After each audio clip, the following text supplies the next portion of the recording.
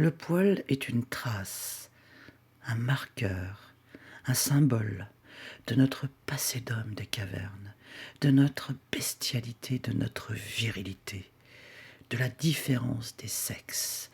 Il nous rappelle que la virilité va de pair avec la violence, que l'homme est un prédateur sexuel, un conquérant.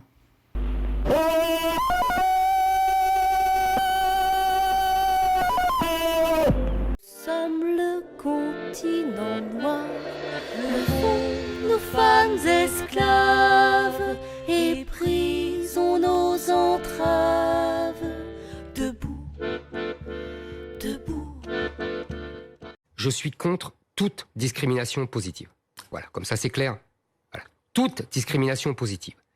Donc je suis contre la parité, le mâle blanc hétérosexuel. Vous, mais si, quand vous dites discrimination positive, vous pensez que c'est discrimination positive pour les femmes. Je ne crois pas non plus à l'émancipation féminine du XXe siècle. Croyez-vous vraiment... Et quand on est une femme, on n'a pas envie de se retrouver avant, parce que le avant que vous décrivez ne fait pas du tout envie aux femmes d'aujourd'hui. Non, ça c'est vous qui pensez. Parce qu'apparemment, la domination sociale chez la femme a un fort pouvoir érotique. On est très heureux pour Madame Zemmour.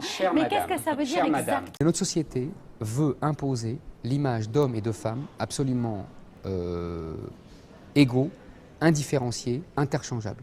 Et si vous dites non, moi je continue à penser que ce n'est pas pareil. Non seulement je continue à penser que ce n'est pas pareil, mais en plus je veux que ça ne soit pas pareil. Mais en fait, elles ne savent même pas ce qu'est un macho et elles ne savent même pas ce qu'elles veulent. À partir de la guerre de 1914, d'abord tous les hommes, pour la première fois dans l'histoire, tous les hommes sont réquisitionnés, donc les femmes sont seules et donc libres. Quand ils reviennent de la guerre 14, ils découvrent que les femmes se sont bien amusées à l'arrière pendant que eux souffraient.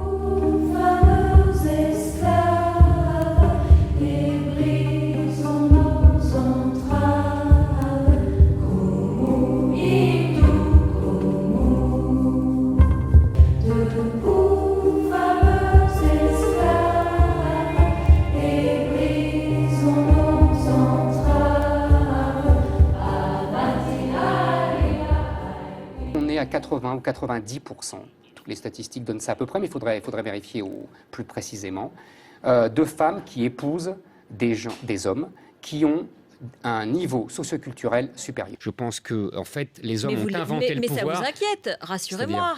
C'est-à-dire, il y a un lien entre le pouvoir et la virilité. Le pouvoir ne doit pas rester seulement dans la main des hommes. Mais bien sûr que si, sinon il se dilapide. Elle n'exprime pas le pouvoir. Elles n'incarnent pas le pouvoir, c'est comme ça. Ils ont du pouvoir quand même, non ? Non mais attendez, quel pouvoir elles ont ? La femme était le gibier sexuel de l'homme.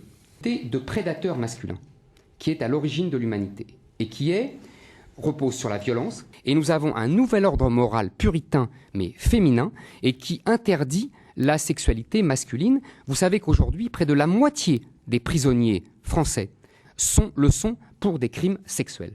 Et la symbolique est très forte, puisque on a des magistrates et qui condamnent des hommes pour des crimes sexuels. Le masculin est lié au pouvoir. Et quand le féminin domine... les valeurs féminines, elles sont incompatibles avec le pouvoir. Elles sont incompatibles avec, l'incarnation du pouvoir. Vous posez des questions stupides. Juste d'y répondre. Vous posez des questions stupides. Parce que je suis une femme. Sans doute. En tout cas, j'ai tout écrit, ne vous inquiétez pas. Moi, c'est j'écris tous mes l'idée livres, c'est comme ça. que ces hommes étaient encore des symboles de la virilité qui consiste à prendre les femmes sans les comprendre plutôt qu'à les comprendre sans les prendre.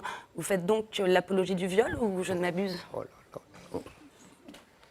Vous êtes formidable, j'ai l'impression d'être dans les femmes savantes. Un garçon, ça entreprend, ça assaille et ça conquiert, ça couche sans aimer. Et un peu plus loin, vous dites, l'homme est un prédateur sexuel, un conquérant. Mais c'est une incitation au viol, ça, non ? Au viol, non, pas du tout.